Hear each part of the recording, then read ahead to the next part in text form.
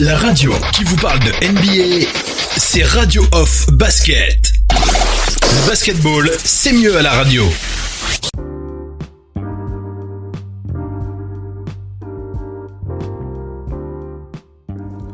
Bienvenue les amis, bienvenue sur le parquet de la radio Off. C'est Oncle Phil basket bien positionné sur le parquet comme à notre habitude. Pour ce talk show, nous sommes dans NBA No Limit. NBA No Limit, ce talk show qui nous permet de faire le point sur l'actualité de la NBA. Alors pour ceux qui suivent les talk shows Radio Off Basket version longue, vous le savez, je ne présente pas ces émissions tout seul. Je suis généralement accompagné de nos partenaires, nos fidèles auditeurs, nos fidèles collaborateurs. On va commencer par aller du côté de Paris pour accueillir Missy qui est avec nous, qui est bien connectée. Missy, bonsoir, comment vas-tu? Bonsoir. Ravi d'être une fois parmi vous et on s'impatiente un peu et j'espère que la saison va démarrer. Ouais, encore quelques jours à tenir et puis ça va partir. Encore quelques jours. Mon petit coup de gueule très rapidement, ça m'est pas long. Vas-y. Je le pousse contre la WNBA et Lena Deldon. L'année dernière, cette énorme championne avait été MVP des finales, MVP des saisons régulières. Elle a été MVP des saisons régulières et elle a gagné le titre avec les Mystics. Donc là, comme chacun le sait, elle est malade depuis des années. Elle a la maladie de Lyme, c'est un moustique qui vous pique et cette maladie est extrêmement dangereuse. Donc, elle avait pris décision de ne pas venir. Et donc, la WNBA a mandaté 3 experts. Les 3 experts ont dit, on voit pas où est le problème pour qu'elle vienne. Donc, suite à cette décision, elle a à nouveau pris la parole pour expliquer qu'elle doit prendre 64 comprimés par jour. Est-ce que ça vaut la peine d'hypothéquer son avenir pour ça? Non. La maladie est quand même assez grave. Ce qu'on sait, c'est que les Mystics, donc son club, qui à Washington, ils ont dit que ils soutiennent sa décision de ne pas venir. Ils vont prendre en charge son salaire. Déjà que les joueurs de la WNBA sont très peu payés, il faut en plus qu'elle choisisse entre son amour pour le basket, son salaire et sa santé. Je pense que j'ai pas envie de la voir. Personnellement, pas parce que je l'aime pas ou quoi, mais parce que je l'adore et parce qu'on a envie encore de la voir très très longtemps dans le basket. Et donc, allez lire s'il vous plaît sa tribune qu'elle a fait dans Tribune Player, justement, où elle explique ça. Je savais pas qu'elle était très malade à ce point. C'est courageux pour elle de ne pas avoir abandonné le basket. Donc bon, on attend de la WNBA qui prenne d'autres mesures, voilà. Voilà, big up à elle dans ce talk show. On va saluer le Doc NP qui est avec nous dans NBA No Limit. Comment vas-tu le Doc dans ce talk show? Oui, salut, bonsoir tout le monde. Oui, ça va, c'est bien. Donc, on prépare le week-end, vos déplacements encore, mais on fait un tour sur le parquet ce soir. La journée calme, donc ça fait du bien. Merci d'être avec nous. Allez les amis, on va annoncer le programme NBA No Limit, un NBA No Limit allégé, mais un NBA No Limit assez intéressant. On va notamment faire le point sur l'actualité de la NBA avec cette remise, alors deux étapes dans ce talk show.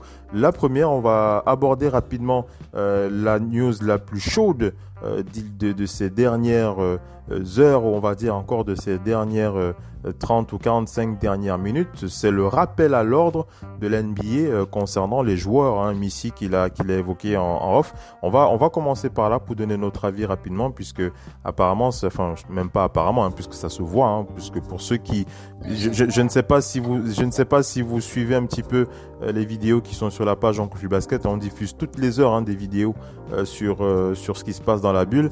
Et lorsque vous observez les joueurs, hein, vous constatez clairement que les règles de distanciation sociale, les règles de mesures barrières, les règles pour les, je sais pas comment on dit, les mesures barrières, patati patata, ne sont pas respectées. Donc je lis rapidement l'info et après on va la commenter. Et dans la deuxième partie du talk show, on va écouter Joel Embiid qui s'est exprimé dans les médias il y a quelques jours, et il s'est notamment exprimé sur cette décision de Brett Brown de positionner Ben Simmons au poste 4.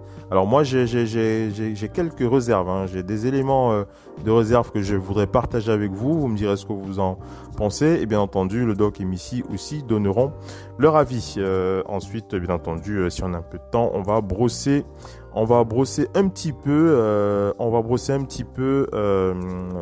les autres news, hein. S'il y a d'autres news très sensibles, on n'hésitera pas à les partager avec vous si on a un peu de temps. Allez, on va enchaîner.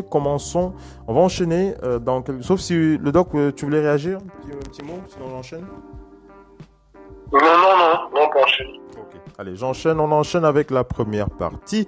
On fait le point sur le rappel à l'ordre de la NBA. À tout de suite.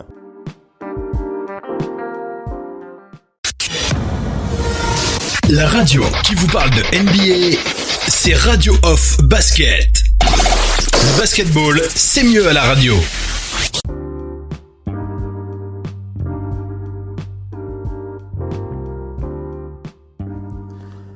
Allez les amis, enchaînons avec la première partie du talk show. Déjà, on rappelle cette info, vous avez dû le voir passer, on va juste la commenter. Le rappel à l'ordre de la NBA pour les joueurs. On va simplement rappeler qu'une semaine après l'arrivée des 22 franchises, la NBA est déjà obligé de taper du poing sur la table et de rappeler les règles à la fois d'un point de vue sanitaire mais aussi de la vie en communauté. Peut-être la conséquence de nombreux signalements effectués via la hotline sur des manquements au règlement. On rappelle, hein, c'est hotline, c'est ce numéro que la NBA a mis à disposition de tous ceux qui sont dans la bulle pour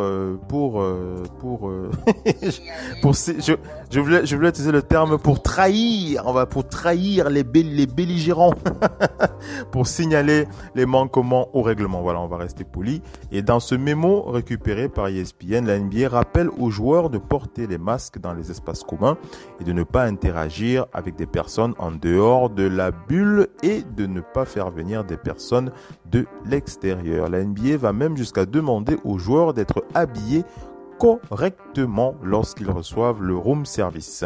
On imagine que des joueurs pourraient être en petite tenue lors des réceptions des repas. La NBA demande aussi aux joueurs de suivre une session de formation sur les règles en vigueur sur le campus. Le sujet est d'ailleurs si sensible que la prochaine réunion entre la NBA et les 22 franchises sera consacrée aux règles sanitaires et au rappel du règlement. Donc voilà un peu pour l'info officielle. Je rappelle aussi donc vous avez plein de vidéos, hein, sur la page Oncle Phil Basket. Vous allez voir les joueurs, c'est vrai, en petite tenue d'ailleurs. On les voit d'ailleurs tout le temps en short, t-shirt, que ce soit dans leur chambre ou à l'extérieur. On les voit aussi sans masque. On voit beaucoup de problèmes de distanciation liés à la distanciation sociale aussi.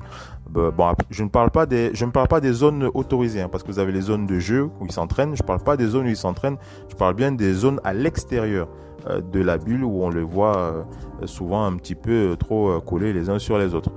Autre point, je sais pas, j'ai oublié le nom du joueur, le premier joueur qui a été puni. Je crois qu'il avait eu 8 jours de quarantaine parce qu'il était sorti de la bulle.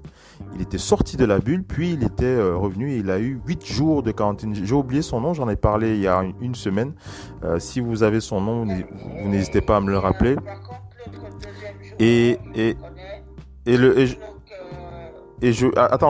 Voilà, je voulais évoquer, Bruno Caboclo, Bruno Caboclo.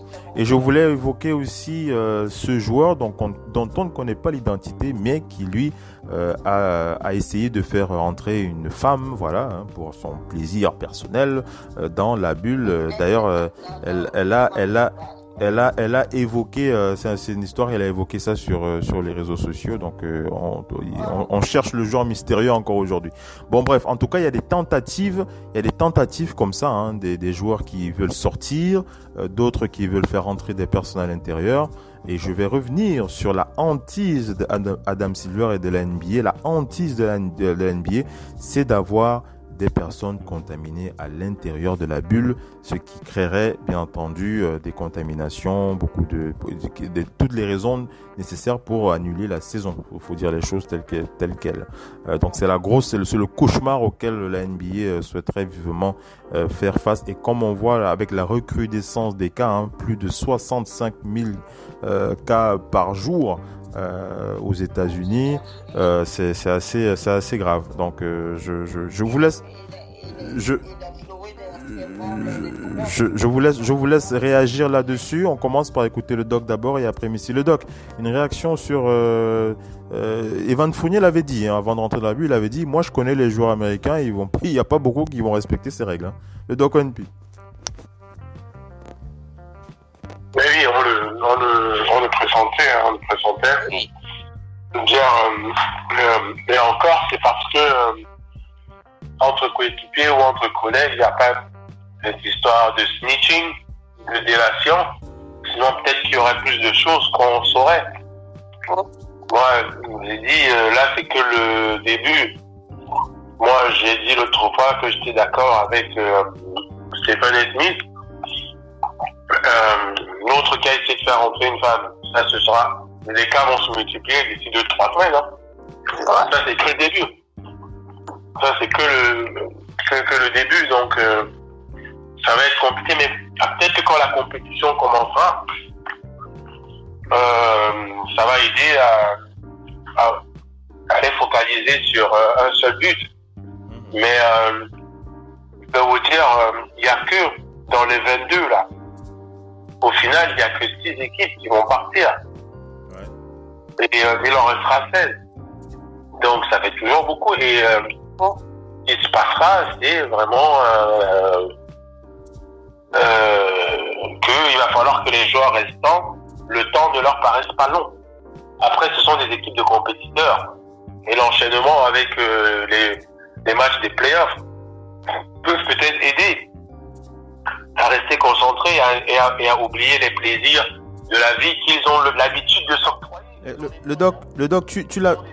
Je te coupe pas, mais tu l'avais évoqué avant le début avant qu'il n'entre dans la bulle. Tu avais évoqué les soucis, les femmes, le sexe et tout ça. Hein, tu avais dit ça va causer des soucis. Même on l'avait dit, on les connaît. Un mois, que ce soit 2 semaines, ça va. Mais combien de ces joueurs, on sait ce qui se passe dans les road trips, on sait le pouvoir que ces joueurs ont. Comme tous les sportifs, c'est pas tout le monde qui est marié, et encore les mariés. Faudrait-il évoquer les rares cas fidèles? Ça fait partie de leur vie. Ce sont des gens qui, comme je disais, qui ont été habitués depuis qu'ils sont professionnels ou bien même à l'université, c'est pire là-bas, à des facilités. Et là, 2 mois de privation, très peu y croient. C'est possible parce qu'à un moment, il y a des compétiteurs. Quand on va arriver dans les demi-finales, finales de conférence, il y en a qui sont focus à fond. Mais est-ce qu'avant ça, il n'y aurait pas d'attar, il n'y aurait pas déjà eu beaucoup d'entorses, ou d'autres aussi des stress comme ça? Après, dans la compétition, ils ont besoin de bouger un peu. Voilà, d'autres des stress aussi comme ça. On peut pas savoir, donc on peut pas dire force. Moi, je pense que la compétition, à partir des demi-finales de conférence, il y aura des gens concentrés pour arriver au bout. Mais je peux pas le jurer. Donc là, en plus on parle de femmes, on parle de plaisir physique, mais charnel. Il y a aussi certains d'autres disent que ils ont grandi dans le dur, l'hôtel, la bouffe, ce n'est pas un problème, mais c'est sur le long, c'est sur la longueur qu'on voit. C'est-à-dire dire que je pense qu'à un moment donné, la NBA a tout prévu et que ceux qui se plaignent des bouffes, les hôtels, machin truc, franchement, les hôtels 3-4 étoiles, on y mange plutôt bien. Il y aura des cuistots spéciaux par rapport au régime, mais c'est là où on va voir ceux qui respectent un régime sportif assez strict. Parce que beaucoup ont l'habitude des petits plaisirs autres. Question nourriture, des trucs de superflu pour un sportif. On va parler des Sixers. Je pense que notre ami Joel Embiid sera bien là-dedans. Parce qu'il sera à l'abri de tous les plaisirs de la vie au niveau culinaire. Donc on va pas lui donner des bouffes qui peuvent aller à l'encontre de sa santé, parce que dedans je pense qu'ils vont prévoir des cuistots qui vont donner des trucs bons pour le corps d'un sportif dans cette période-là. Mais ce sera limite ça. Mais comme tu as dit, certains vont essayer de faire entrer le plaisir qu'ils s'octroyaient de plus, le KFC, et je dis KFC, je peux dire le poulet pané, pour ne pas faire de pub. Le poulet, ils aiment bien. Ils en sont privés. Le poulet frit. La pizza et tout ça. Certains vont essayer peut-être de faire l'entorse, mais c'est un peu con. Parce que finalement, moi je crois que la NBA, c'est une grande entreprise, va prévoir ce qu'il faut comme alimentation là-dedans pour des sportifs avec des petits plus, mais sans abus. Donc moi j'espère vraiment qu'ils vont le respecter, mais ça va être compliqué, Phil, parce que il y a suffisamment de joueurs là-bas dedans pour créer un petit boucan. Il y a des mecs qui ne sont pas parmi les stars qui visent vraiment le titre. Ce sont des gars du fond du banc. Certains sont sérieux, d'autres non. D'autres auront tout ce loisir de se dire pourquoi je respecte tout, je peux essayer un petit coup. Donc il faut juste leur faire comprendre que c'est dangereux. Je pense qu'au sein de chaque franchise, il va falloir des gens pour leur faire comprendre que toutes ces entorses-là, c'est la possibilité de faire entrer le virus dans la bulle et de gâter tout.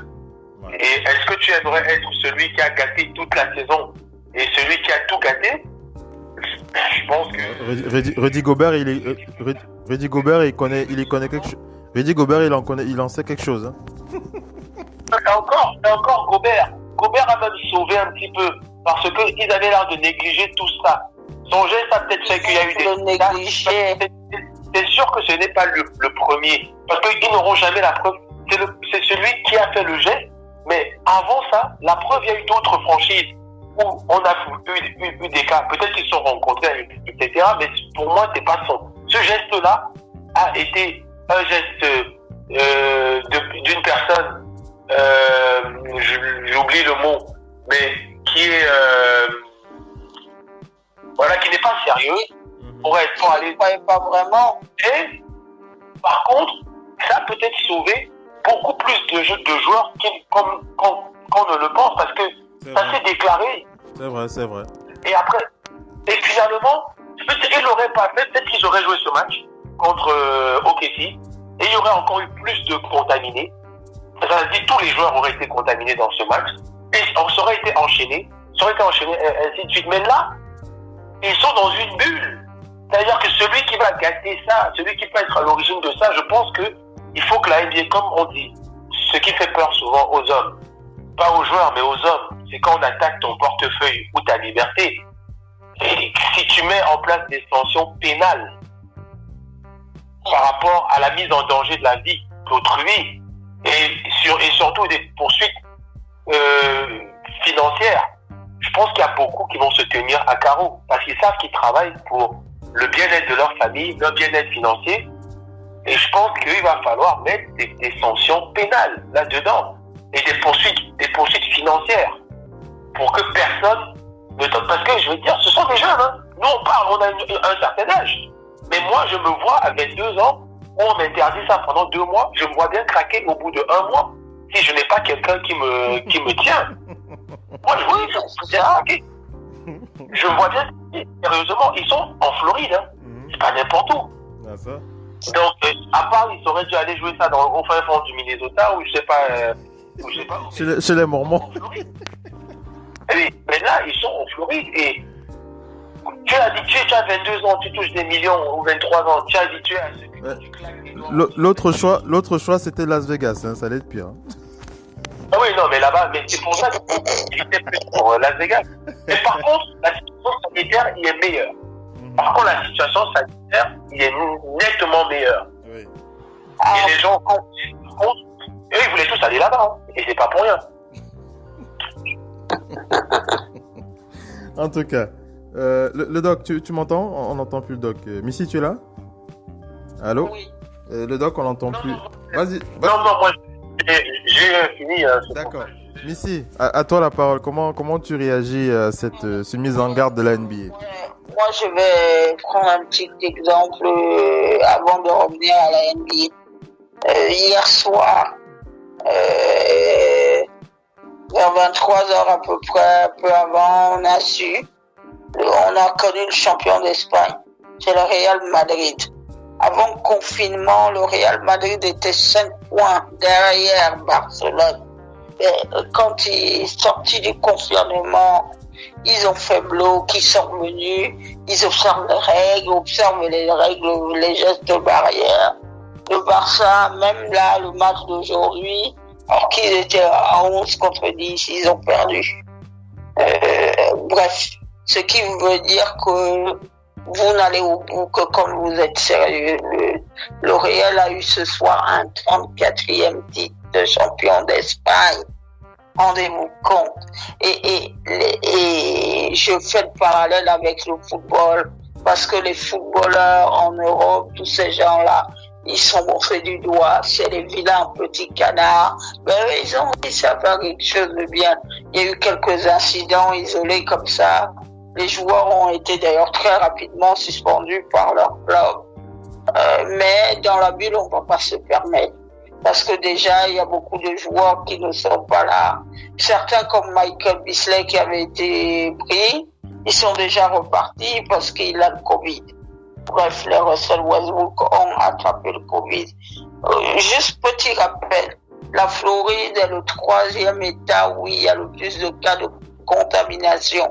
Quelqu'un qui quitte la Floride pour se rendre à New York, c'est le même pays. Arrivé à New York, il va être mis en quarantaine. Donc, ils ont pas, ils doivent plus que jamais protéger, défendre l'image de la NBA et leur gagne pas. Ils ne peuvent pas se permettre de rater ça. Et puis les gens qui sont dans les chambres en petite tenue quand le room service vient, il y a eu toutes ces affaires de viol dont on a entendu parler avec les joueurs. Kobe Bryant, ça l'a meurtri à jamais et terni son image. Il a dû payer pour éviter que ça n'aille un peu plus loin. Mais Kobe Bryant, dans sa legacy, cette affaire-là, même mort, elle le poursuivra. Donc, je dis à tous ces jeunes, soyez conscients que quand quelqu'un entre chez vous, il ne doit pas vous trouver en petite tenue. Vous n'êtes pas chez vous, vous êtes dans un hôtel. Donc, quand vous appelez le room service, veillez à ce que quand le monsieur sonne, il vous trouve, vous êtes habillé et vous pouvez.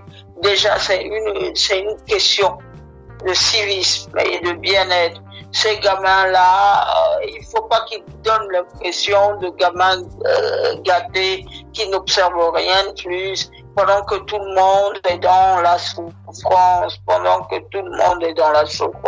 Ceux qui vont être très bien là-bas, dans cette bulle-là, observez bien, je vous le dis tout de suite, c'est les petits joueurs là qui ont les petits contrats, les contrats précaires et tout ça. Eux, ils vont être véritablement observés pour essayer l'année prochaine de garder leur place en NBA. Parce que même la draft va avoir lieu, la donne a totalement changé avec ce virus, l'incertitude plane. L'année prochaine, les Jeux vont avoir lieu à Tokyo. On entend déjà les Japonais dire on va réduire la voilure. Les contrats publicitaires, les sponsors, tout le monde va réduire la voilure. Parce que si les gens on reconfine partiellement, ça veut dire qu'on ne fait pas d'argent. Nous sommes là, on va être là sur On prend à partir de mars, on va être là sur 9 mois. 9 mois pendant lesquels les entreprises vont peut-être pas faire d'argent. Ça va se ressentir. Toutes les entreprises n'ont pas la trésorerie. Même les franchises, elles vivent grâce à quoi? Elles vivent parce que les gens viennent dans les stades et prennent des abonnements. Elles vivent parce que quand quelqu'un vient, il prend sa bière. Quand quelqu'un vient, il prend ses frites, il prend son sandwich, il prend une petite assiette. Ça, il faut absolument que leur image soit green pour que tout ça soit préservé.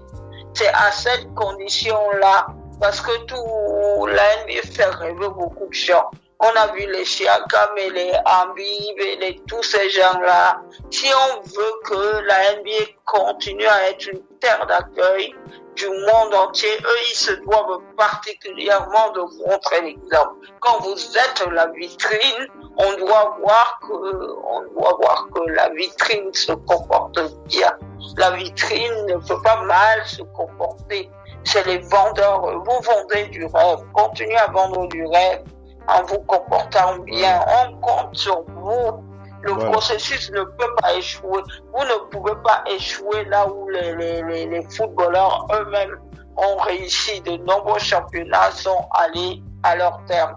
Donc, il faut respecter les règles. Voilà, on espère véritablement que les choses vont bien se passer. En tout cas, la NBA a l'intention de faire tout ce qui est en son pouvoir pour que les choses ne basculent pas dans l'hypothèse cauchemar à laquelle on souhaite tous cette image cauchemar qu'on veut tous éviter.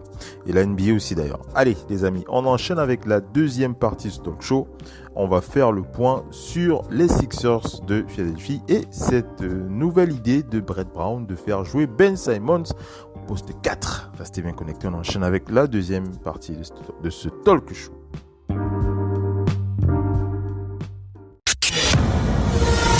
La radio qui vous parle de NBA, c'est Radio Off Basket. Le basketball, c'est mieux à la radio.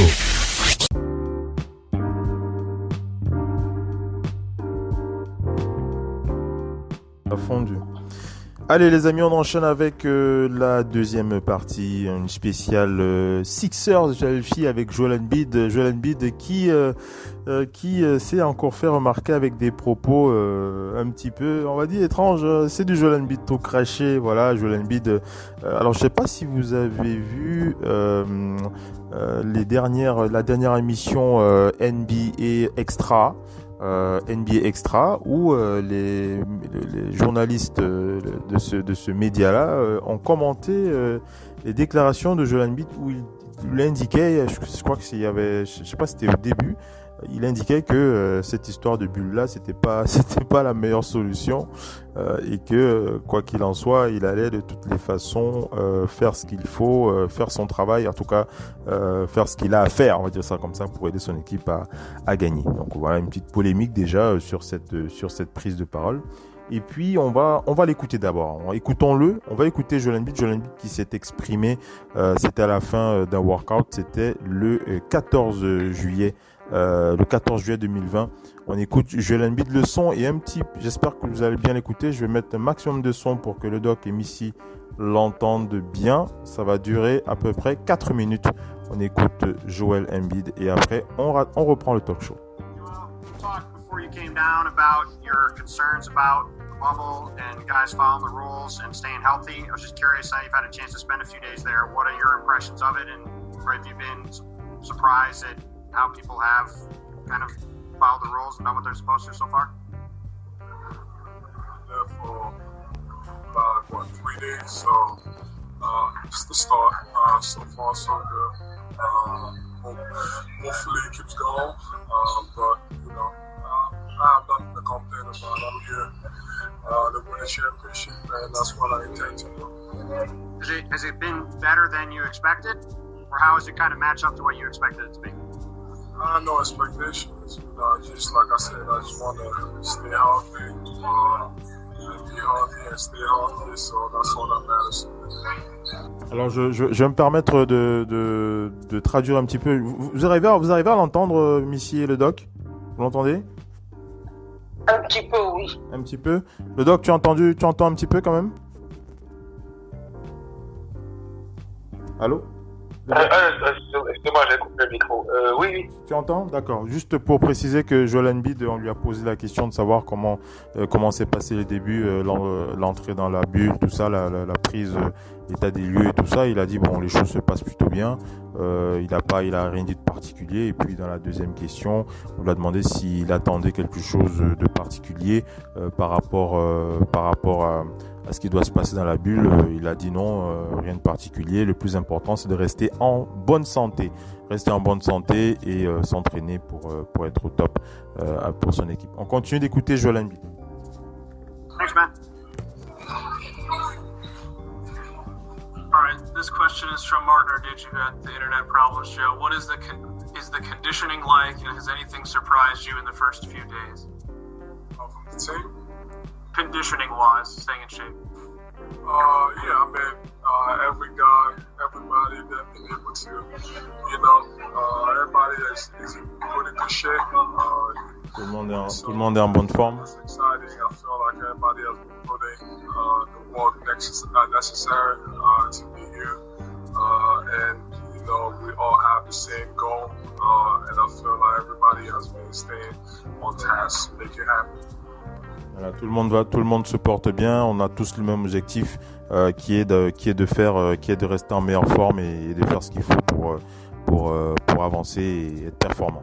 Joel Embiid, on continue à l'écouter. Great. Let's go to Keith. Une autre question. Hey, what's up, Joe? How you doing? All right. Brett was talking about Ben playing more the power forward spot. How do you see that tandem with you two guys at the 4 to 5? How does that work with your game, and what really impresses you, about him playing a point forward? I think it's gonna be great. Since I've been here, since he got here, I feel like we've had a great partnership, and we only gonna get better. And I feel like this role is actually gonna be even better than being the starting point guard, because he's so great defensively and offensively. When he has a chance, he's probably one of the fastest guys in the league. So just getting a rebound and just pushing in transition and finding shooters, and then in half court play, we can use him in a lot of ways. Pick and roll, GMA, we can play out of that pick and roll too. Out of the post, so I think we're going to be great. Joel Embiid, on lui a posé la question concernant bien entendu Ben Simon, le poste 4. Qu'est-ce qu'il en pense? Quel est son avis là-dessus? Et pour lui, c'est une excellente nouvelle d'avoir Ben Simmons jouant en poste 5. Il a évoqué notamment ses qualités, les qualités de Ben Simmons en défense. Ben Simmons qui a cette faculté de pouvoir défendre presque sur toutes les positions.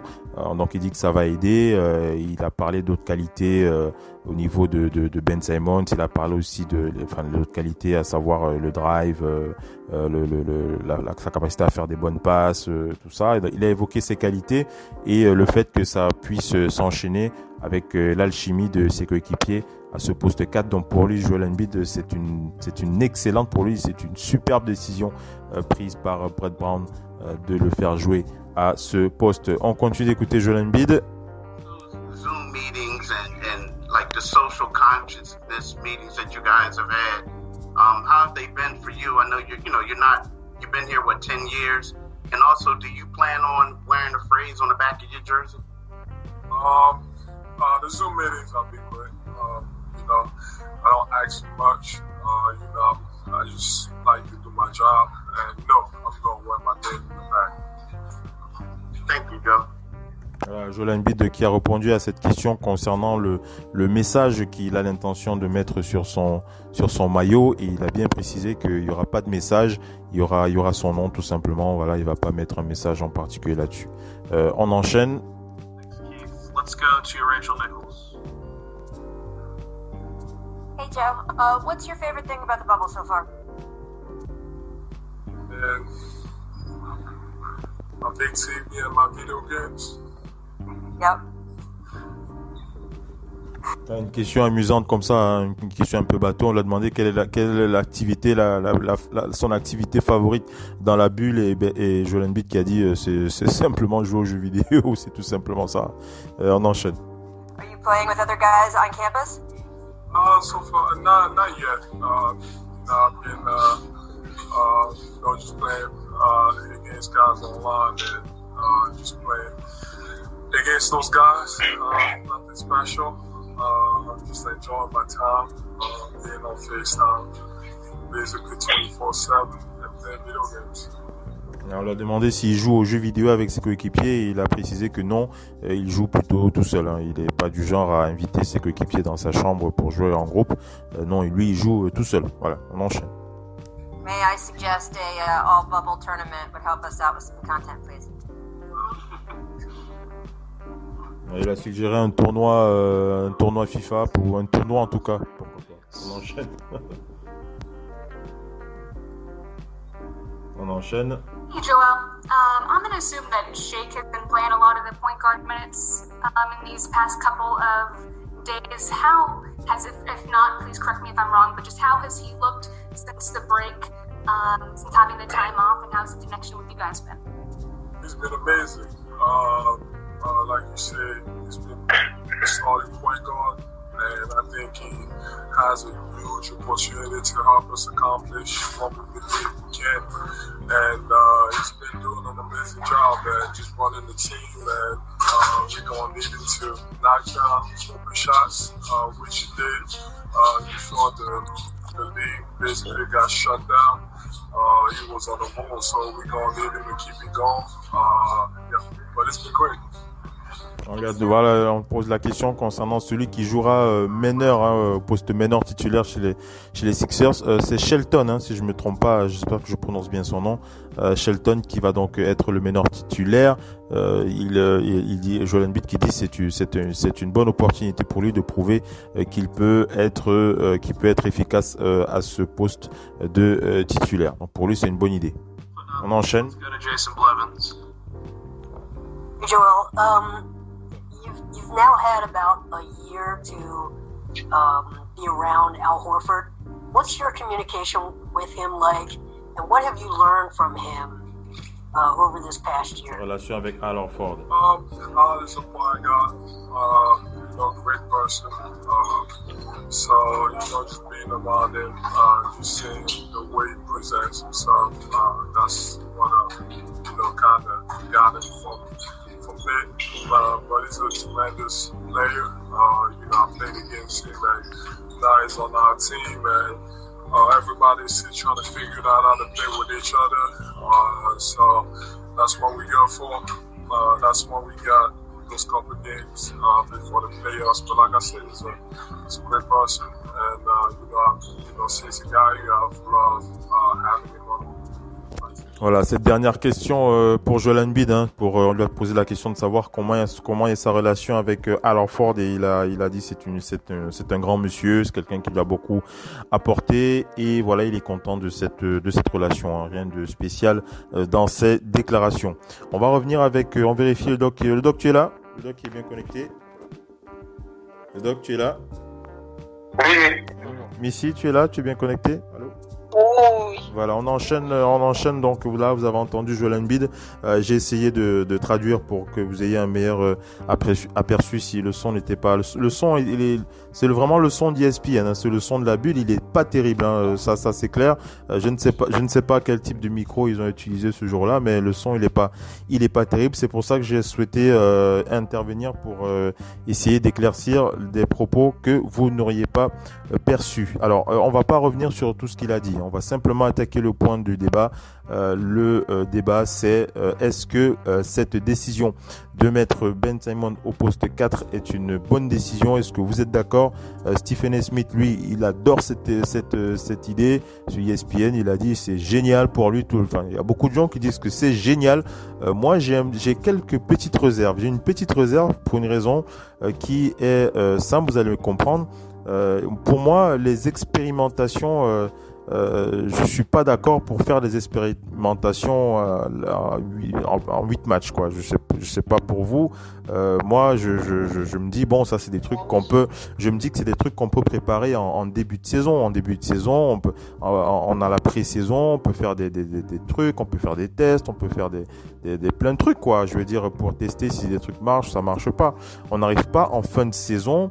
Enfin, de mon point de vue. Après, ça, les autres points de vue se défendent, mais je me dis quand même que c'est un gros risque d'arriver en fin de saison, puisqu'on est en fin de saison. Il y a 8 matchs de saison régulière à jouer avant d'enchaîner avec les playoffs. Les Sixers sont 6e de la conférence, on le rappelle. Ils ont des gros morceaux. Le Doc va le rappeler, hein, c'est sa tasse de thé. Le Doc, ils ont des gros morceaux à bouffer pour cette saison régulière. Casser un petit peu le rythme pour expérimenter quelque chose de nouveau à ce stade où ils sont à la 6e place. Je dis pas que ça va pas marcher, hein, parce que pour moi Ben Simmons il a cette qualité, il est un peu comme LeBron James, c'est un joueur assez complet. Ce n'est pas LeBron James, attention, j'ai pas dit qu'il a des qualités comme LeBron James, mais ce n'est pas LeBron James. LeBron James, si LeBron James dit qu'il joue poste 5, poste 4, on sera pas surpris. Mais Ben Simmons, je ne suis pas certain qu'il puisse avoir des résultats aussi performants en changeant de poste. Bref, je trouve que c'est une prise de risque assez osée. Vous me direz ce que vous en pensez. On va commencer avec le Doc et puis Missy. Le Doc, comment tu as envie de réagir à cette question? Tu as entendu Joel Embiid. Joel Embiid, il a dit pour lui c'est merveilleux, c'est parfait. Alors je sais pas si c'est une phrase pour faire plaisir aux journalistes, alors que dans le fond il sait pas trop ce que ça va donner. Peut-être que ça va faciliter les choses pour Ben Simmons. Peut-être qu'on verra plus de lay-up, plus de shoot, plus de hook shot. Puis vu que Ben Simmons il tire pas, il shoot pas. Peut-être qu'on a envie de le faire marquer un petit peu de plus près. J'en sais rien. Le Doc ONP, comment tu réagis? Mais ça montre juste qu'ils savent qu'ils sont mal et qu'ils cherchent des solutions. Ça veut dire qu'ils n'ont pas de certitude. Ils n'ont pas de certitude. Il n'y a pas de match de préparation qui peut leur en donner, à part les séquences de l'entraînement qu'ils vont voir. Et peut-être qu'à partir de là, ils ont vu. Il y aura une petite pré-saison, hein, une petite pré-saison légère comme ça. Légère pré-saison. Oui, effectivement, là. Mais à l'instant T, ils vont forcément voir et ajuster. Ça, c'est clair et net. Ils vont voir, ils vont ajuster.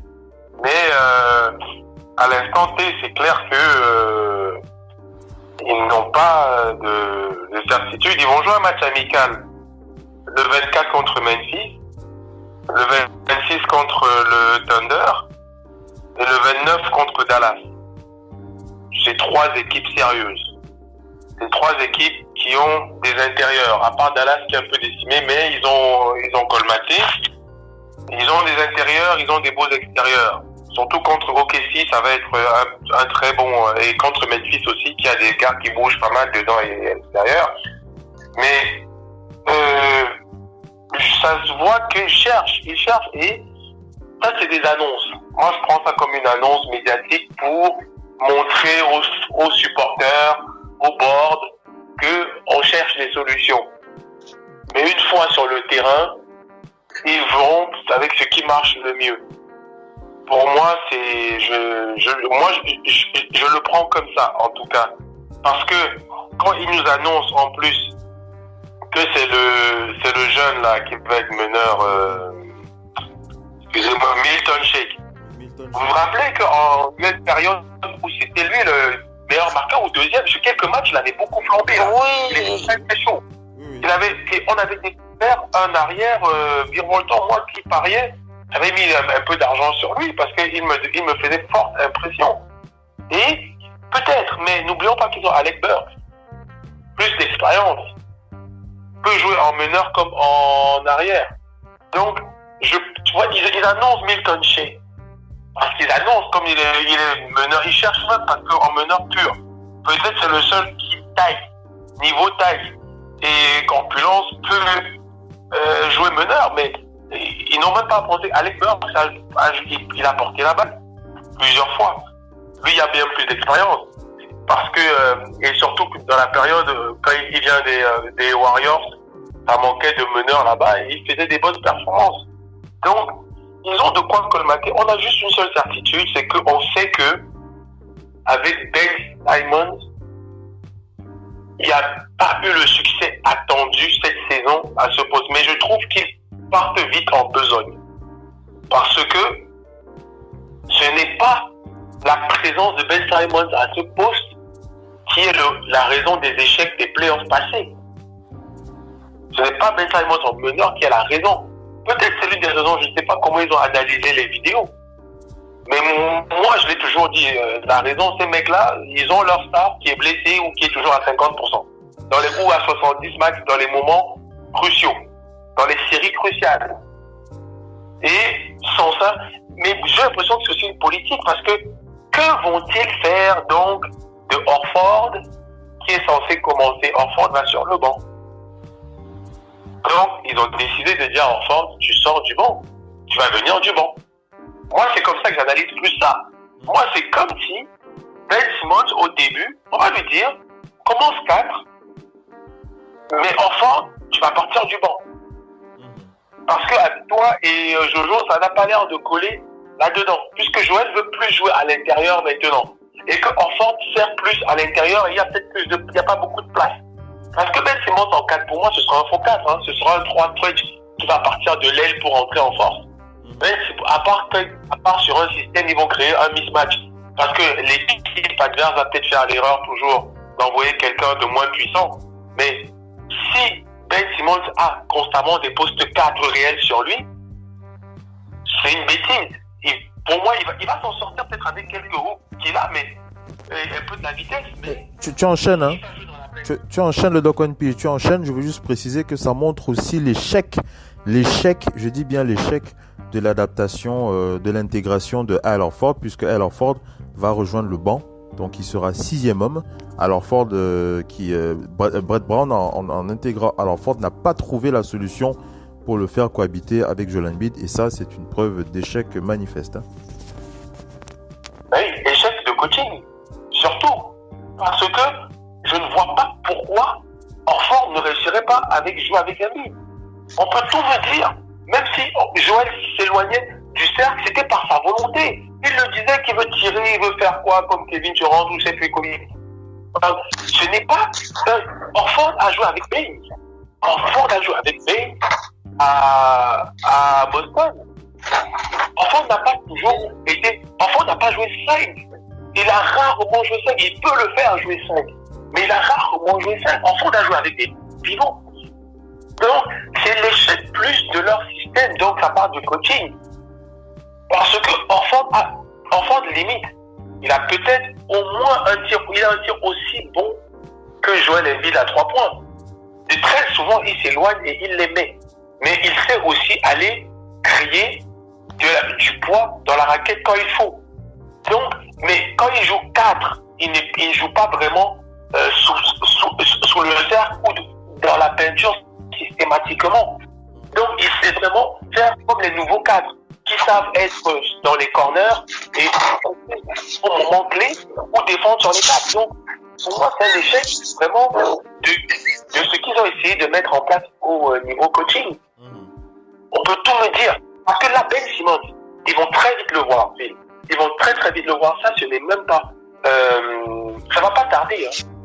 Parce que Ben Simmons a peut-être du poids, mais Ben Simmons ne sait pas vraiment se positionner dedans. En fait, il va l'apprendre. Il peut le jouer parce qu'il est grand. Mais quand Ben Simmons va se retrouver sur un 4 comme Giannis, parce que Giannis, par exemple, joue en 4 et il a un pivot de 2,20 m à côté de lui. Donc, Giannis joue en 4. Giannis aime prendre de la vitesse aussi pour arriver. Mais donc, Ben Simmons, voilà les adversaires qu'il va avoir. Il va avoir ça. Il va avoir soit du Siakam, soit du Ibaka. Voilà les mecs s'il va jouer 4 vraiment. À Miami, je ne vous dis même pas qu'il va avoir, parce que Bam Adebayo, c'est un autre monstre. Jay Crowder joue en 3, parfois switch 4. Solomon Hill, très très athlétique, comme Simone. Je ne sais pas du côté de Indiana, bon après c'est pas les équipes les favorites.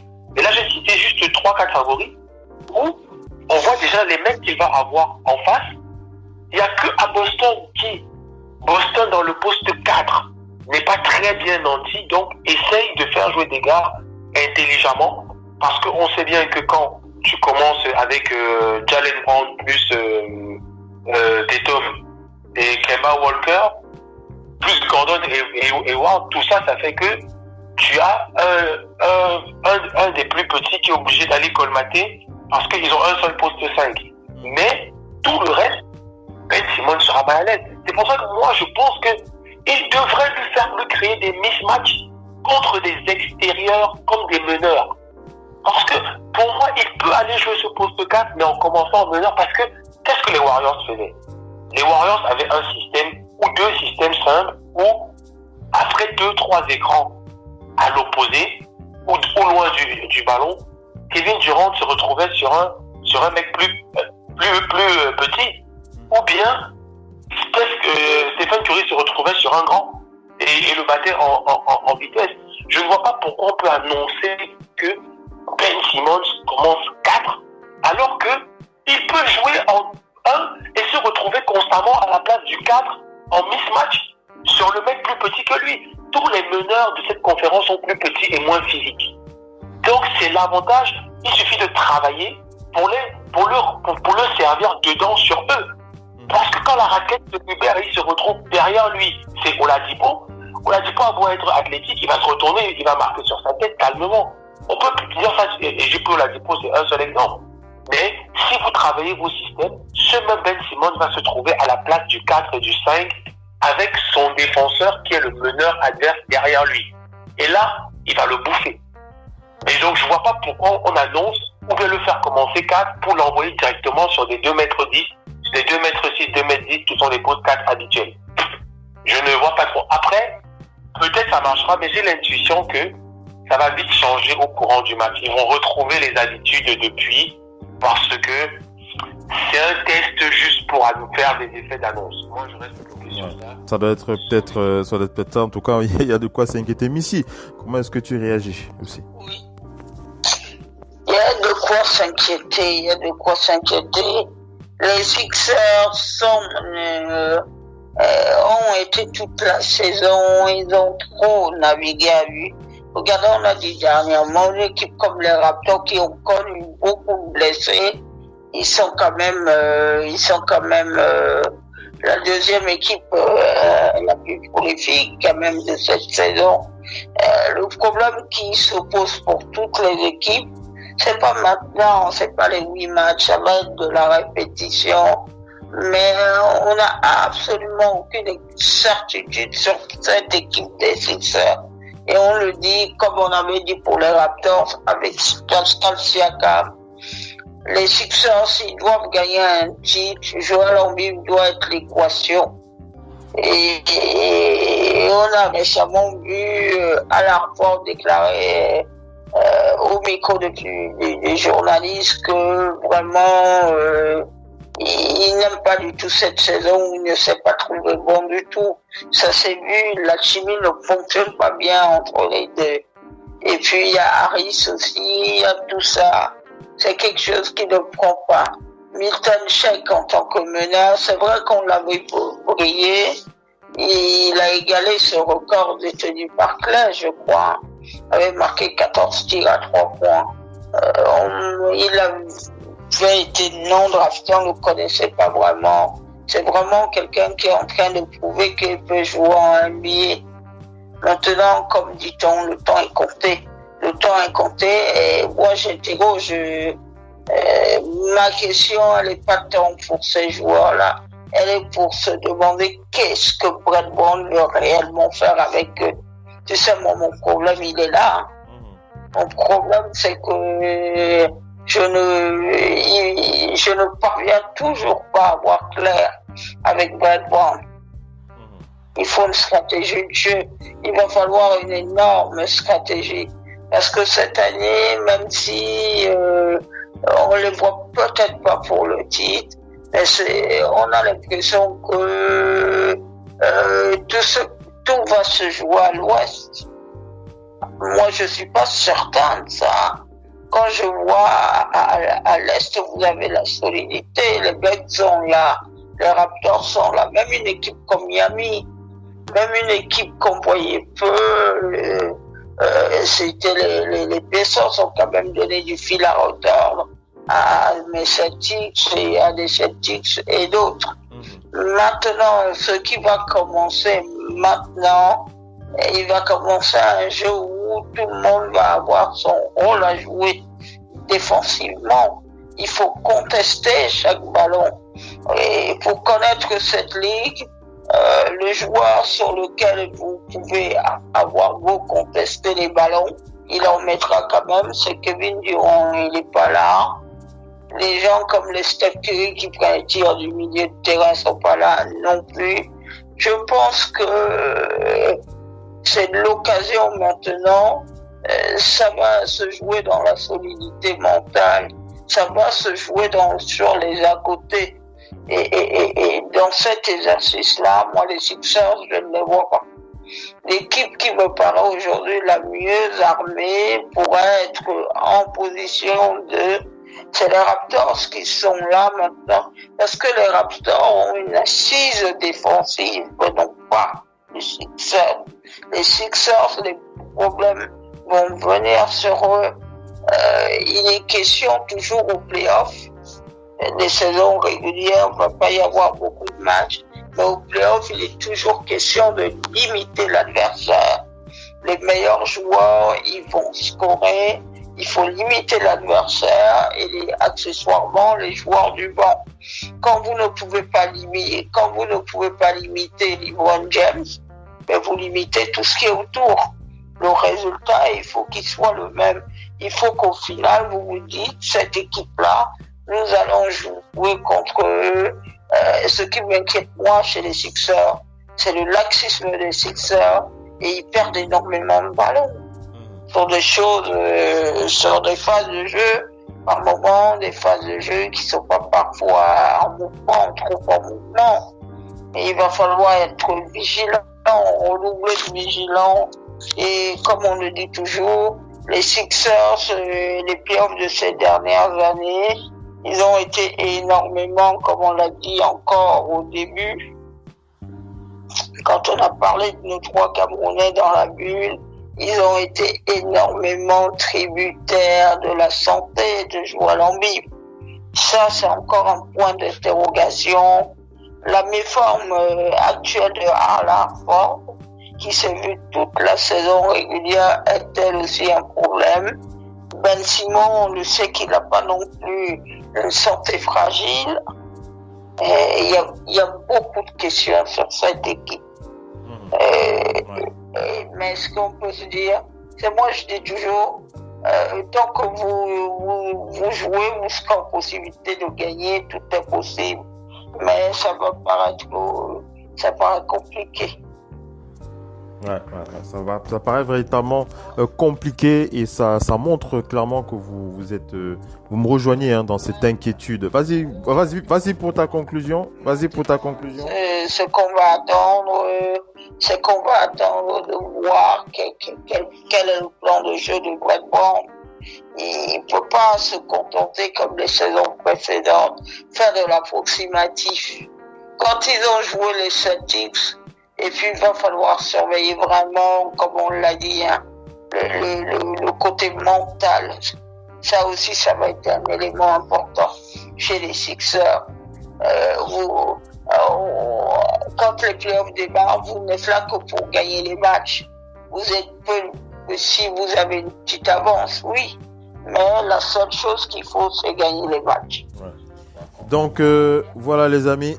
On est arrivé à la fin de ce talk show, mais j'ai bien compris, Missy, j'ai bien compris. Tu rejoins le doc, tu me rejoins et je sais pas pour ceux qui écoutent les talk shows, vous avez remarqué, on est toujours à l'avant-garde de ce qui va se passer du côté de la NBA et on est inquiet pour les Sixers, il faut le dire. On est inquiet et on espère se tromper que les choses vont bien se passer pour Joel Embiid et les Sixers de Philadelphie. On est arrivé à la fin du talk show. on aura l'occasion d'attaquer d'autres débats pour d'autres émissions. On va remercier Missy qui était avec nous. Missy, c'était un plaisir pour ce talk show. Oui.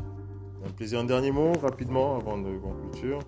Un plaisir d'être avec vous et puis on compte sur les joueurs là pour que ça revienne et qu'on puisse en profiter. On espère qu'ils vont pas faire de bêtises. Le doc. On compte sur eux.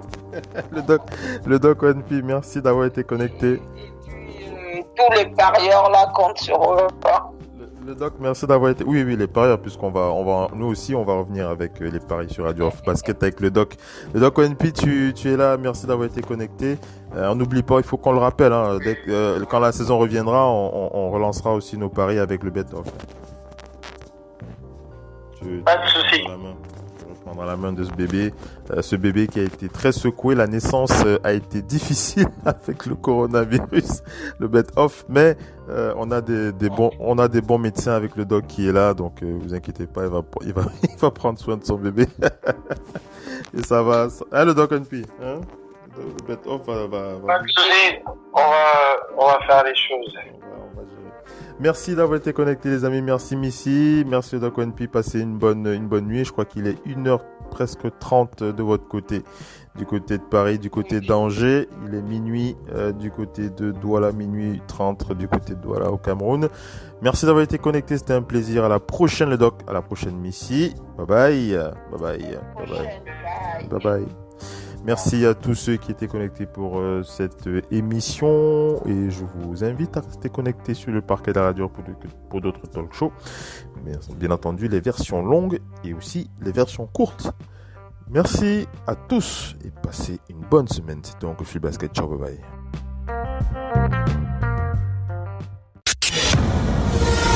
La radio qui vous parle de NBA, c'est Radio Off Basket. Le basketball, c'est mieux à la radio.